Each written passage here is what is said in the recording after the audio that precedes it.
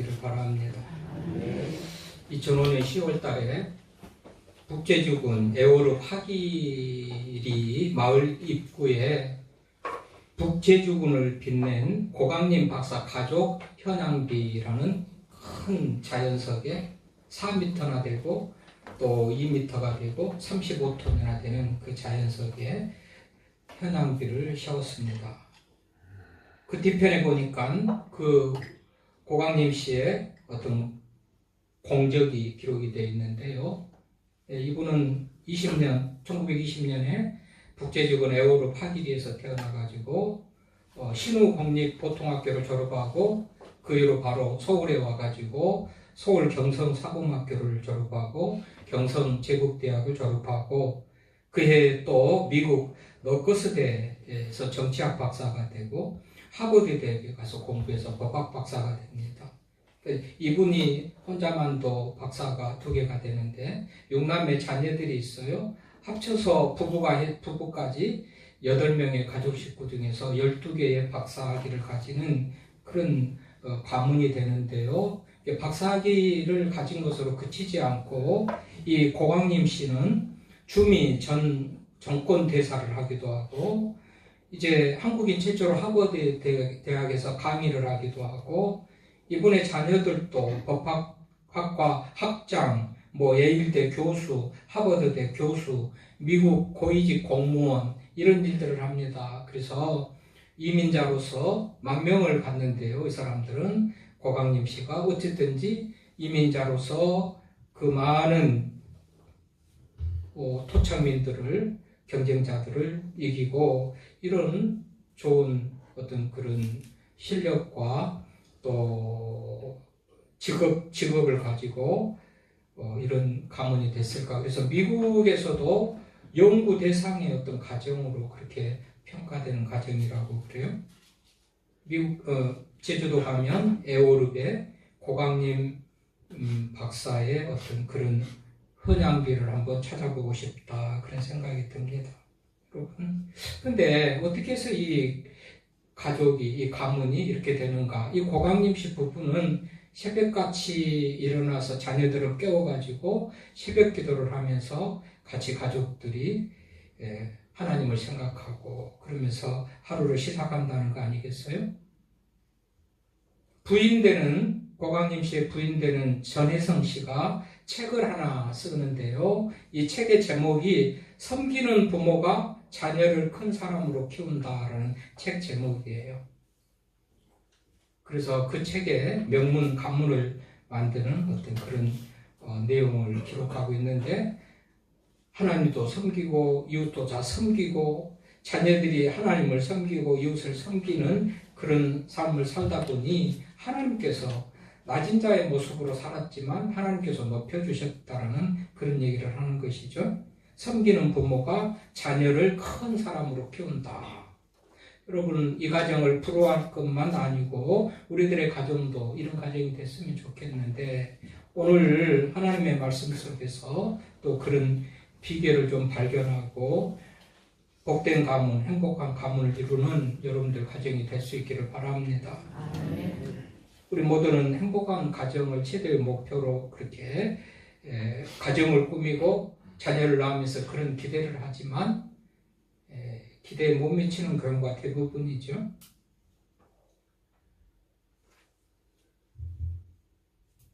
저절로 되어지는 것은 없고 우리가 부단히 또 노력도 있으면서 하지만 어느 가정치고 노력 안 하는 부모가 없을 거고 자녀들도 열심히 공부를 하고 학원을 서너 개를 몇 군데를 다니면서도 노력을 하지만 노력한다고 다 되는 것도 아니더란 말이죠. 자, 오늘 이제 여호수아 읽은 여호수아는 우리 마지막 장이잖아요. 24장 마지막 장이요. 마지막 장은 전체의 결론이라고도 할 수 있고 중요한 모든 1장에서 되어진 모든 일들의 어떤 종합적인 그런 결론과 마무리라고 할 수가 있겠는데 이제 23장에 보면 여호수아 23장을 보면 여호수아의 마지막 말이다 그런 제목이 붙어요. 여호수아의 마지막 말. 그러니까 여호수아가 이제 마지막 말이라는 것은 살 날이 다 돼서 죽을 날이 임박한 여호수아는 이스라엘 백성의 지도자 아니겠어요? 이때 지도자들은 무슨 투표로 성출을 해서 뽑은 것도 아니고 임기가 정해진 것도 아니죠. 그냥 한번 하나님 앞에 부름받아서 그 사명을 맡게 되면 종신토록 죽을 때까지 그 일을 했던 사람이에요. 모세도 그랬잖아요. 여호수아도 그렇게 하고 이제 죽음이 임박한 때에 그 백성들에게 마지막 말 유언을 한다, 이렇게 말할 수가 있겠죠. 그런 의미에서 이 사람은 인생의 어른입니다. 나이가 많은 인생의 어른. 또 하나님의 사람 모세와 더불어 하나님께서 모세에게 어떻게 행했던 것을 잘 보고 들었고 정말 하나님을 모세와 함께 의지하면서 믿음으로 살았던 신앙의 선배이기도 하거든요. 인생의 선배고 신앙의 선배예요. 그런 의미에서 우리들이 이분이 마지막 말하는 것은 얼마나 그야말로 피를 토하듯이 그야말로 그 백성들이 잘 되기를 바라면서 그 백성들의 정말 어떤 복된 그 길을 그렇게 전해주고 싶은 그런 마음을 가지고 전했을까. 오늘 찬송 449장 찬송에 보니까 그랬죠. 말씀 순종하는 자가 주와 함께 하겠고 주를 의지하며 순종하는 자가 주 안에 안위를 주시겠고 주를 의지하며 순종하는 자에게 항상 복을 내려 주시겠고 449장 우리가 예배 전에 찬송했던 449장 말이죠. 순종하는 자에게 복이 있다고 그렇게 말을 해요. 그러니까 인생의 선배이면서 신앙의 선배인 여호수아가 우리들에게 뭔가 하고 싶어서 마지막 말을 할 때에는 그것이 우리들에게 정말 피가 되고 살이 되는 그런 말씀일진데 귀담아 들을 필요가 있고 그가 뭐라고 말하면 그야말로 우리들에게 유익하겠구나 싶어서 순종하려는 그런 자세로 듣고 순종을 해야 되겠다라는 그런 말씀입니다. 여러분, 우리 부모들이 자녀들에게 하는 말도 우리 부모들은 자녀들을 위해서 그야말로 본인은 못 먹고 못 입어도 그야말로 자식들을 위해서 온갖 것들을 다 내어주는 게 부모 아니겠어요? 부모가 자녀에게 하는 말은요 다 유익한 그런 말이 되고 정말 잘 되기를 바라는 그런 마음으로 하는 말이지 부모가 자녀에게 못 되기를 바라면서 안 되기를 바라면서 이렇게 해라 권면할 수는 없는 거죠. 그런 부모는 부모도 아니겠죠.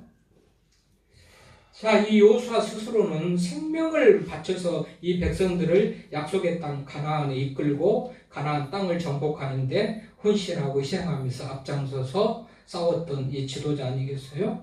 누구보다도 그 백성들을 사랑하고 그 백성들이 잘 되기를 바라는 마음을 가지고 있는 사람이 이 여호수아 아니겠단 말이죠. 그렇게 목숨 걸고 모세의 부관으로서도 모세가 지도자가 될 때도 부관으로서 그 희노애락 행사고락을 다 같이 하면서 그 어려운 고비들을 넘기면서 이 백성들이 약속의 땅 가나안에 들어가기까지 그야말로 헌신적으로 그 백성들을 이끌었던 이 여호수아, 죽음을 앞두고도 이 백성들이 잘 되기를 바라는 마음은 누구보다도 더 컸을 거 아니겠어요? 청춘을 바쳐서 그들이 잘 되는 길을 길라잡이를 하면서 여기까지 이르렀는데 자기가 수고하고 있은 그 결과대로 그 백성들이 형통하고 복되기를 바라는 그런 마음은 누구보다도 컸을 거 아니겠냐 말이죠.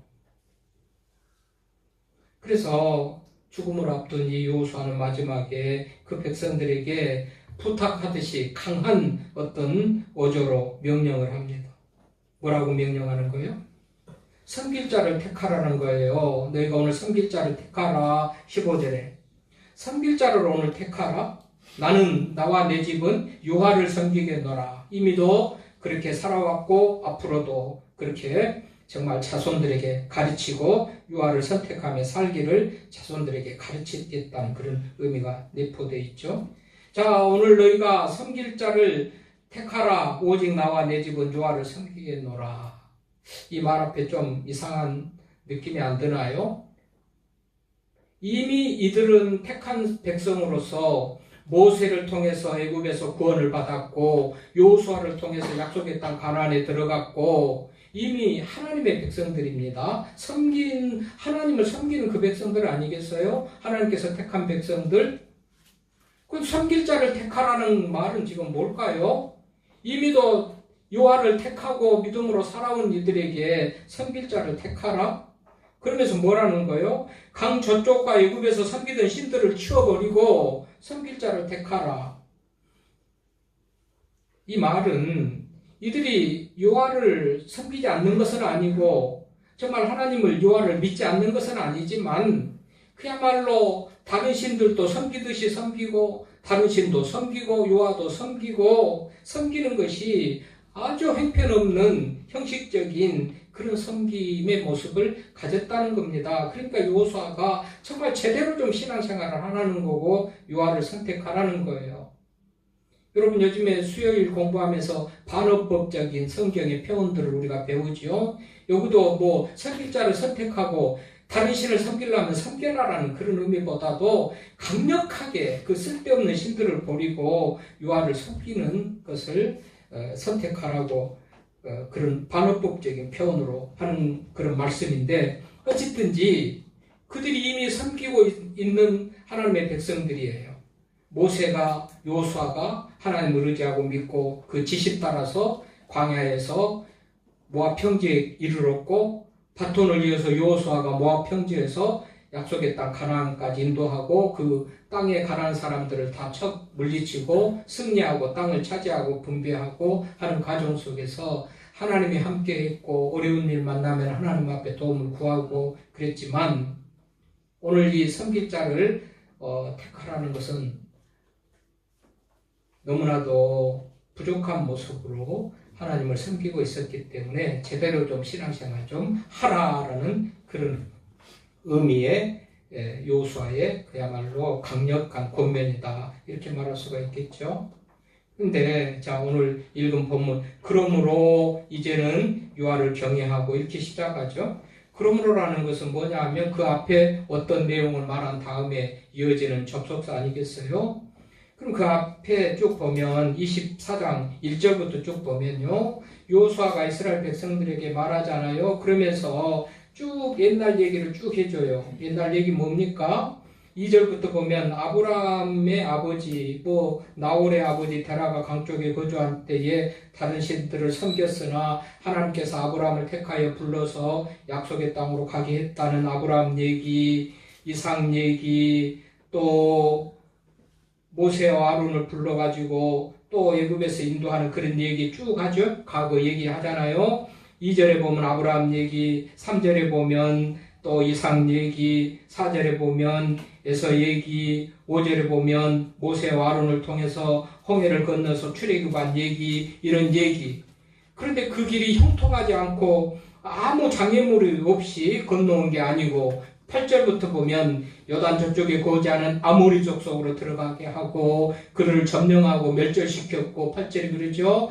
9절에 보면 모압 왕 십볼의 아들 발람을 통해서 어려운 일 만나지만 하나님께서 이기게 하시고 11절에 보면 요단을 건너 여리고에 이르렀을 때 그 성은 막강한 요새 중에 요새인 그런 성읍이었지만 하나님께서 그것들을 다 무너뜨리고 너희에게 주셨지 않느냐. 그러므로 답은 너무나도 자명하지 않느냐는 것이죠. 그 하나님, 너희들이 무슨 무기가 있고 힘이 있고 군사가 많아서 이긴 것도 아니고 하나님께서 다 이기게 하시고 여기까지 인도하셨는데 그것을 생각하면서 그러므로 이제는 여호와를 경외하며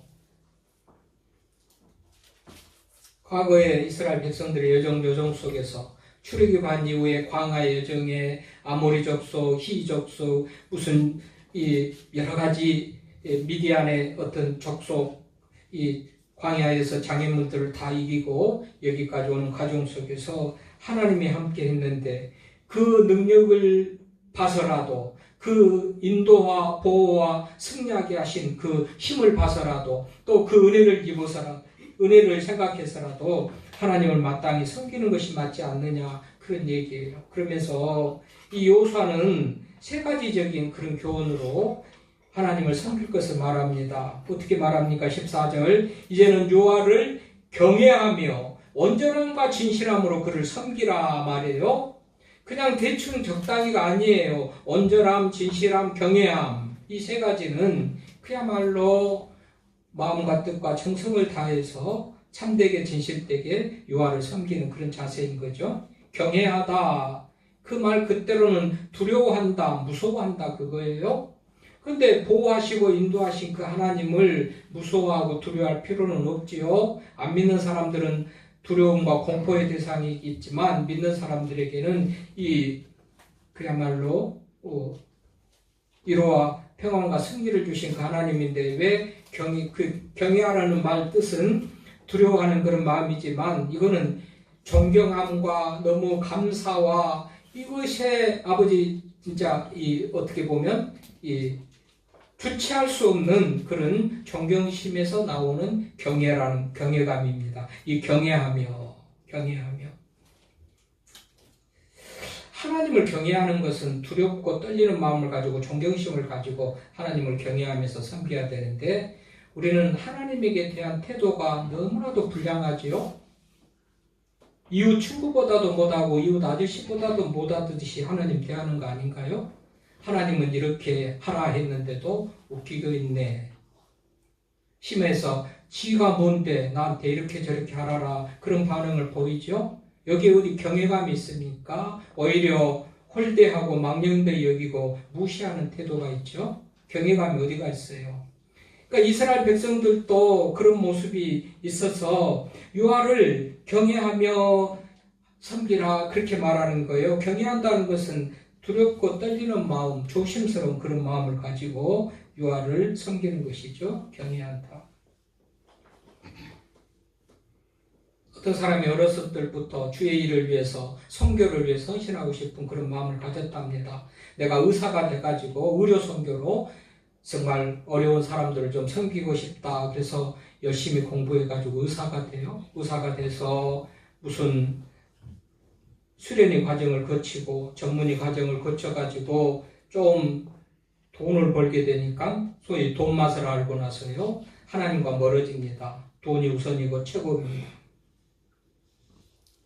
그런 시간을 살다 보니 하나님께서 소원을 가지고 기도하고 선교사 되겠다고 하더니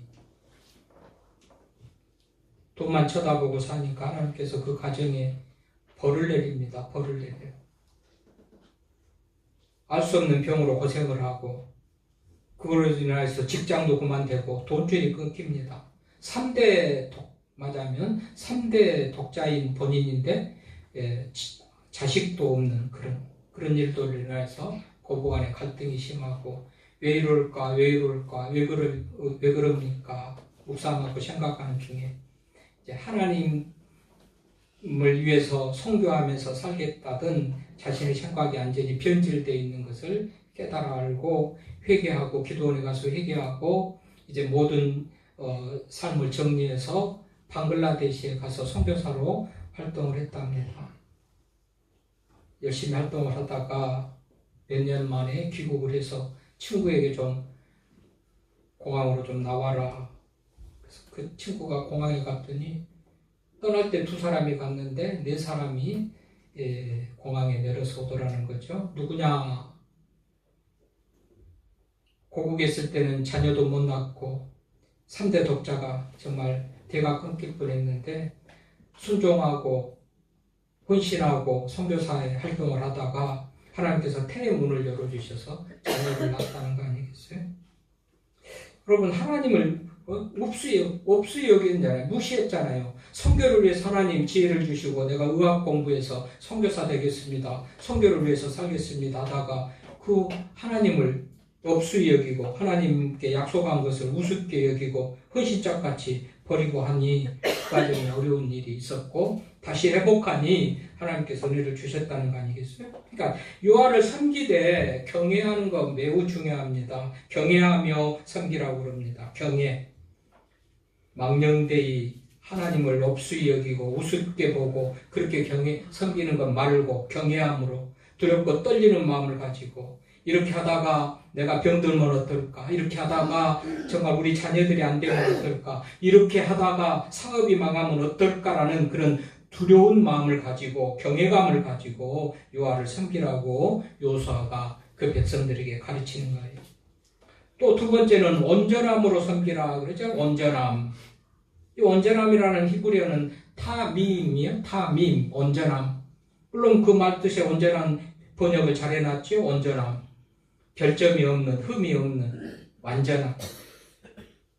이 온전하다는 것은 제물에 쓰여지는 용어에 이 온전함이 나옵니다. 하나님 앞에 드려지는 제물, 흠이 없고 깨끗한 거, 온전한 거 드릴 때 그 온전함이 이게 뭐냐면 오늘 본문과 같은 타미밈이라는 그런 단어예요. 그렇게 정말 결점 없고 흠이 없고 온전함으로 주님을 섬긴다. 여호수아가 그 백성들에게 하는 얘기죠.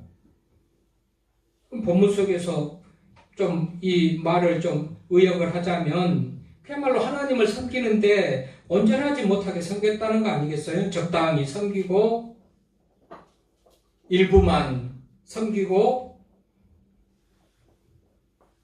적당히 타협하면서 내 생각대로 하나님을 섬기고 그랬으니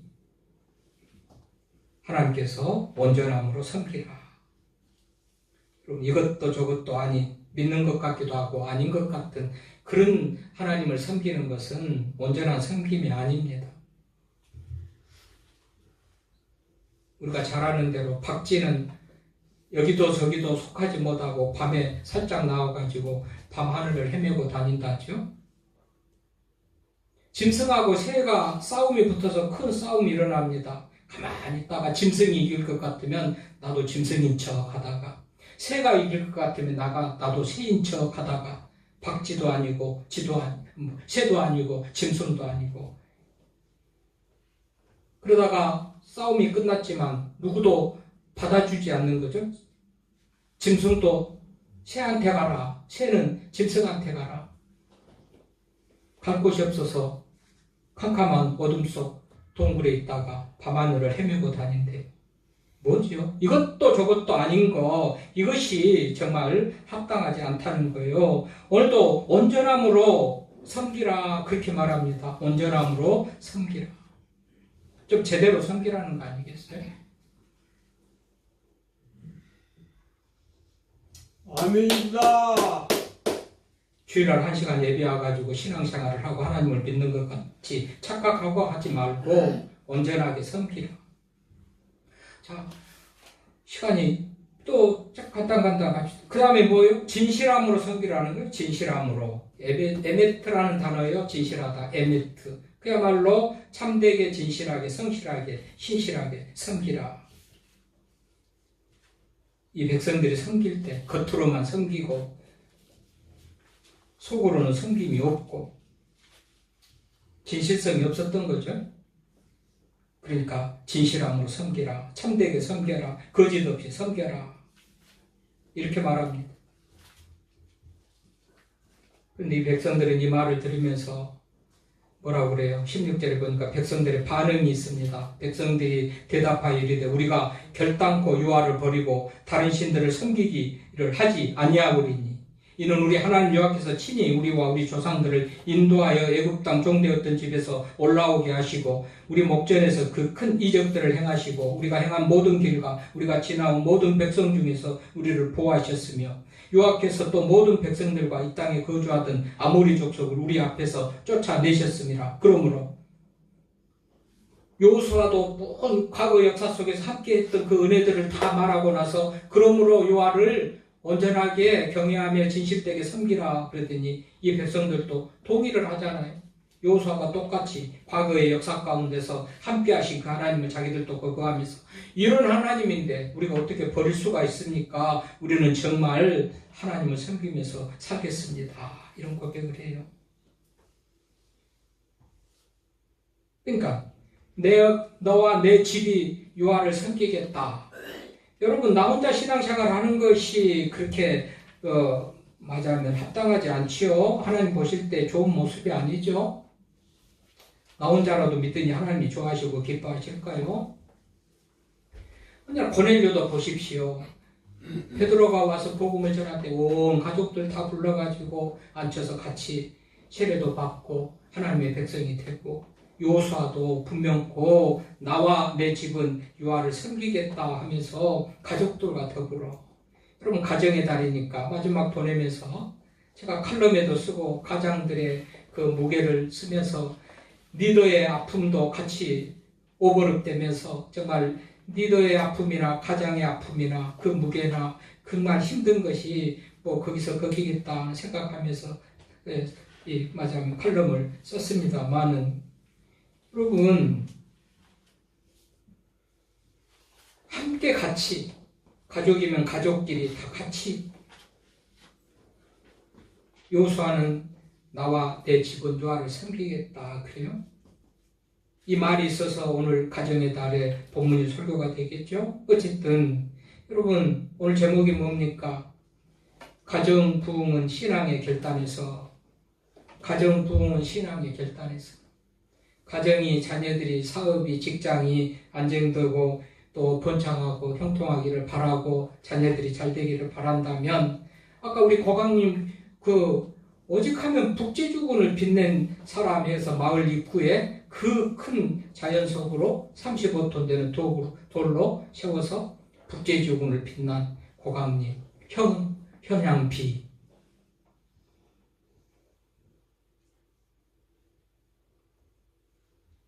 그렇죠. 여러분 이렇게 가문이 6남매 자녀들이 다 아들 넷이 딸 둘이 다 뭐 미국의 유명한 대학을 나와서 뭐 교수 뭐를 한다고 해도 그 중에 하나라도 그야말로 문제아가 있다면 이 가문은 그것으로 끝나는 거죠.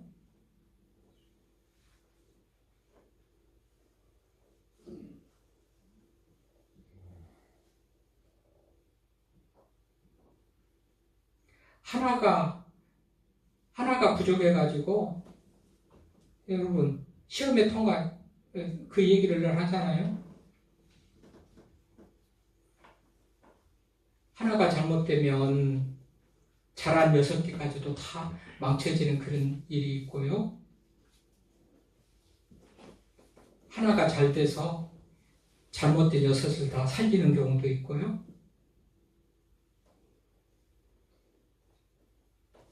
아마 가정에 아무리 그렇게 자랑스러운 가정이라도 하나가 잘못돼가지고 문제가 있다면 이 가정은 이렇게 미국이 연구의 대상으로 삼는 그런 가정이 될 수가 없었을 텐데 가정이 다 이렇게 혼연일치가 돼서 다 하나님을 섬기고 경외하면서 다 형통한 복을 누리니 그 가정이 복된 가정이 된 것 같이 여러분들 오늘 요수아가 정말로 애타는 마음을 가지고 간절한 마음을 가지고 마지막 유언같이 나와 내 집은 여호와를 섬기겠다. 너희도 선택하라. 섬길 자를 선택하라. 그랬더니 그 백성들이 다 우리도 과거에 받은 은혜를 생각하면 도대체 안 믿을 수가 없는 그 하나님 우리도 하나님을 섬기겠습니다. 우리도 여호와를 섬기리니 그런 우리 하나님이십니다. 만 가지 은혜를 우리가 다 받았습니다. 나 같은 죄인을 살려주신 그 은혜가 오늘도 건강도 믿음도 삶의 환경 여건들도 하나님이 다 주셔서 있는 거 아니겠습니까? 우리는 다 고백을 합니다. 인간 생사복을 주관하시는 분이 하나님이라고. 태어나고 죽는 것도 우리 힘으로 의지로 할 수 있는 것이 하나도 없다는 것은 하나님이 주인이라는 것인데 그럼에도 불구하고 말은 그렇게 하면서 삶의 현실 앞에서 너무나도 하나님을 무시하고 업수히 여기는 그런 말과 삶으로 사는 그런 사람에게 하나님께서 복을 주실 일이 없습니다. 형통하게 하실 일이 없습니다. 회개해야 됩니다. 하나님을 경외하고 온전함과 진실함으로 섬기는 그 삶, 그 가정에 우리 하나님께서 은혜를 주실 줄로 믿습니다. 경외합시다. 두려운 마음을 가지고 섬기는 것이 경외입니다. 온전함으로 섬깁시다. 이중적으로 타협하고 진실함으로 섬깁시다. 거짓 없이 진짜로. 그럴 때에 가정의 부흥이 일어나고 우리 하나님 앞에 영광 돌리는 그런 삶이 될 줄로 믿습니다. 아멘. 하나님 아버지 감사합니다.